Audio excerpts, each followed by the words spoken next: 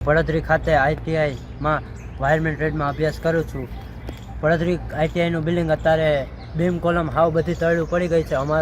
અમે આશરે 250 જણા વિદ્યાર્થી છીએ. બધાનો અત્યારે અભ્યાસ ઊભો રહી ગયેલો છે. તો સરકારને એટલી માંગ છે કે બને એટલો વહેલી તકે આઈટીઆઈનું રિનોવેશન તો થાય એમ જ નથી, અને બને ત્યાં સુધી બિલ્ડિંગ પડી અને નવી ઊભી કરે વહેલા થકી, અથવા તો બીજી કોઈ જગ્યા ગોતી ત્યાં બિલ્ડિંગ ઊભી કરે. એટલે બને એટલું વહેલા તકે અભ્યાસ શરૂ થાય અમારો. અને અત્યારે અમે ઓનલાઈન ભણી છીએ.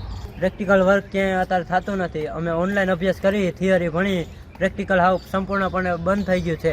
અને આઈટીઆઈમાં બેરિયર આવી ગયા છે, અંદર જવાની સખત મનાઈ છે.